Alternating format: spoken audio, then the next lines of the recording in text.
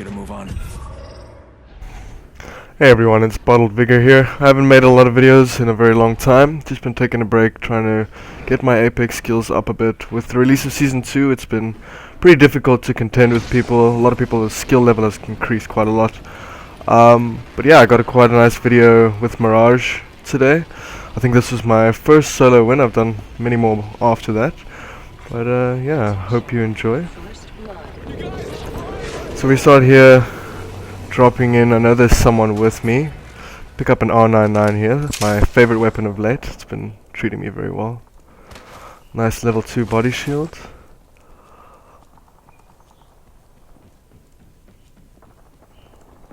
Now my aim here was to get as much loot as I could before I meet up with the other guy that I know is also here.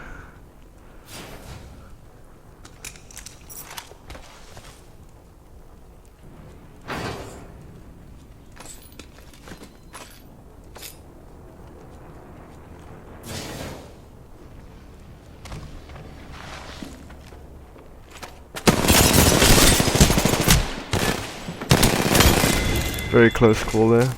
Killed an enemy. It's always satisfying when you get someone that's got a higher level shield than you.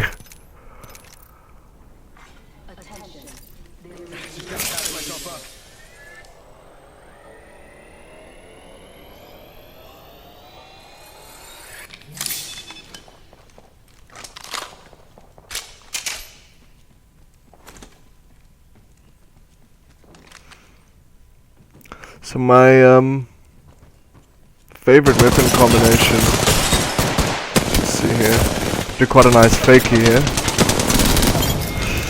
My favorite weapon combination for solos has to be the R99 and the R301. It's just combines close range and medium range very, very well. It's in solos, long range weapons aren't as viable because most of the time you're going to be coming up close combat with people. The only time that a long range weapon will actually come in handy is if you see other enemies fighting, and even then, I mean, if you really want to hang back you can, but it kind of defeats the purpose of solos.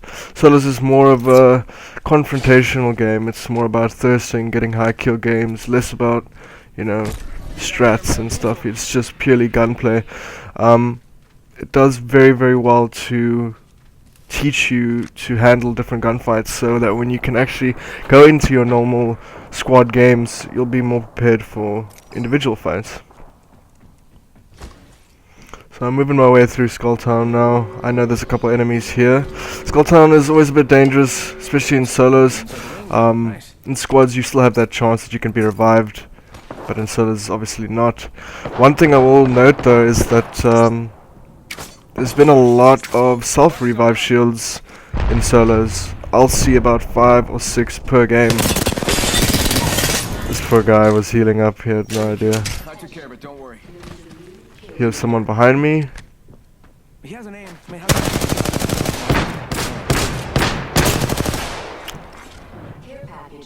I don't want to knock this guy, but he's quite terrible.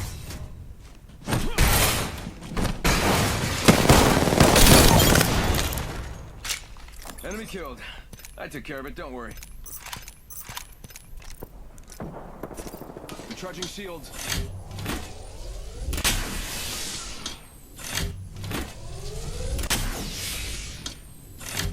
So as of now we are going through the Iron Crown event, and the Iron Crown event is one of the first few in a long series, hopefully, of events that they're going to be bringing to Apex. This one is almost like a precursor to the new character that's coming out, Crypto. It's I wouldn't say a teaser for Crypto, but every time they release an event or they plan an event, they usually release a character shortly after that. I'm hoping that they're going to release him in the next season, just to keep the longevity of the game going. If you release too many legends in one season, it's kind of going to create this expectation to the gamers playing it, and then they'll constantly have to keep up with the expectations that you've given them. So releasing the legends a bit slower will allow people to adjust to the new playstyles, just like Wattson was, and I don't think people have really adjusted to Wattson yet. I myself don't really play Wattson. I'm more of a run and gun kind of player. It suits my playstyle to play Mirage or Wraith or Pathfinder, things like that. but definitely Watson is a good addition. She's very, very good for late ranked games, platinum and up. I'll be doing a few ranked game videos with my current squad. I've found myself quite a nice squad to play with. It's very, very difficult to play ranked, especially in the higher tiers without a squad. So at this point I'm kind of interchanging between the two sections of the two maps. So the way that these maps work is that they act as rooms. So you'll go into the one part of the map and it'll act as a different room. So it's completely different scenery, and it actually works really well to separate the different areas. So these little intersections between the areas are good places to kind of hold out for a couple seconds, because you'll usually find players there.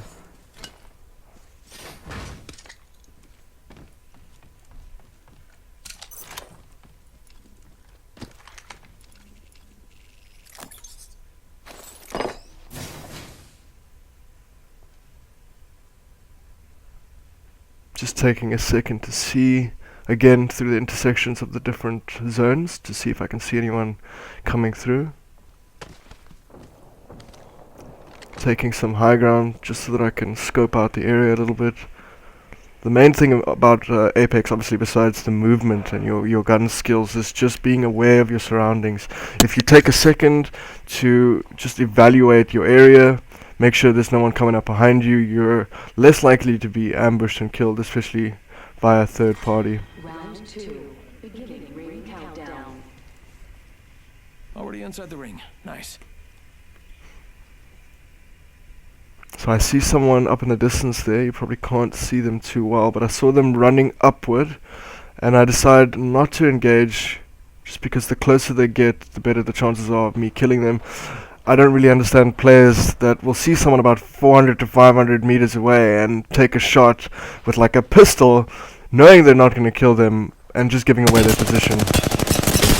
So I shred this guy quite nicely, drop down, and that's an easy kill. New kill leader appointed. And his name is Mirage. Man, how tough is it to say my name? Ever since I've been playing solos, I've become a lot more confident in my gun battles.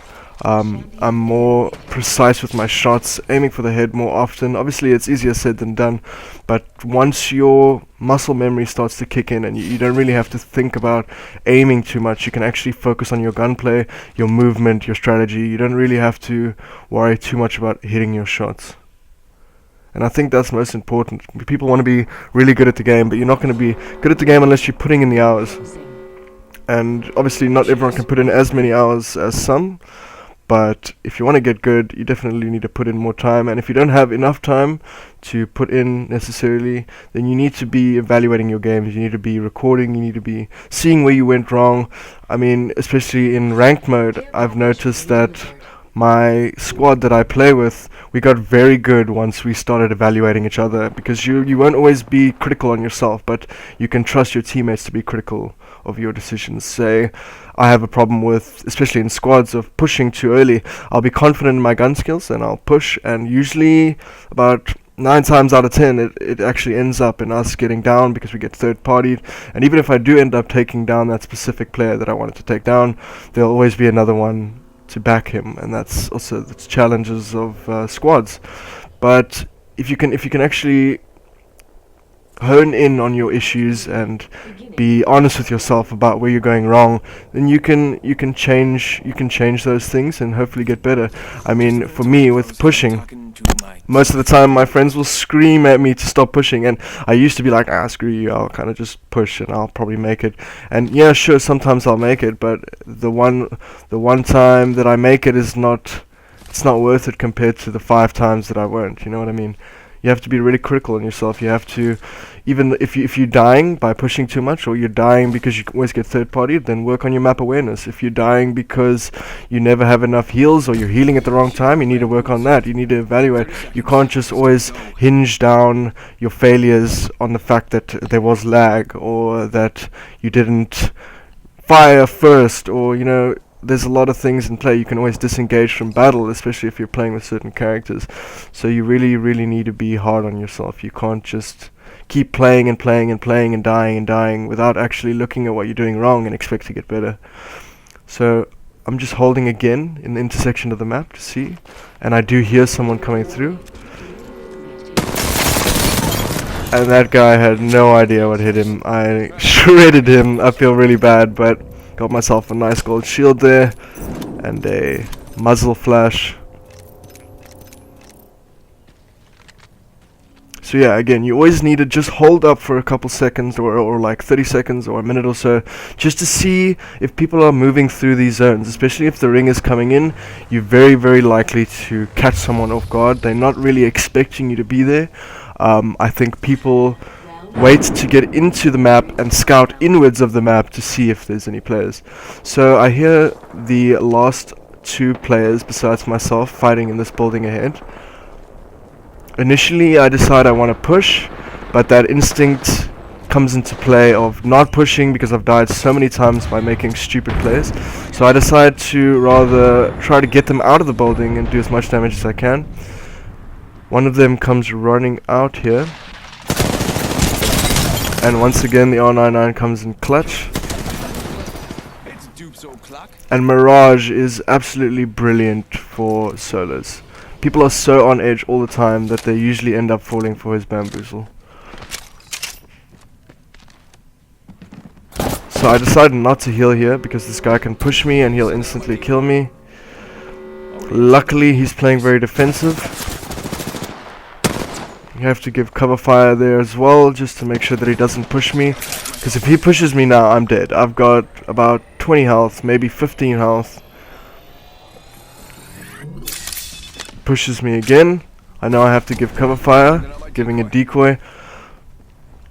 Yeah, so people usually end up falling for his decoy because everyone's so on edge at single gunfights and so thirsty.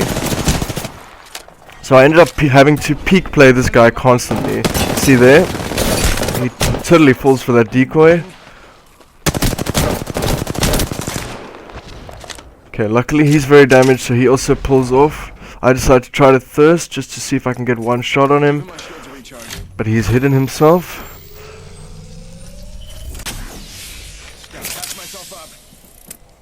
It's super important that you play very defensive. I mean, I could go and hide in a corner, but at that point he can't see me, so he assumes that I'm healing. But if I constantly keep him in my line of fire and peek him every now and again firing, he'll be more aware and back off a little bit. Now I know he's low on health, and for some reason he hasn't healed up yet, so at this point I'm just chasing him down for the kill.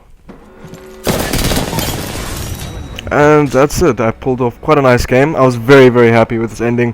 Like I said, I think it was my first win in solos, so grinding that out all day, it's a lot better. The gameplay is a lot faster paced, a lot bloodier. There's a lot more that you can lose in this because you're kind of playing super defensive. Anyway, that'll be my first video in a long time. I'll be uploading a lot more. If you like the video, please subscribe and like, it really helps out.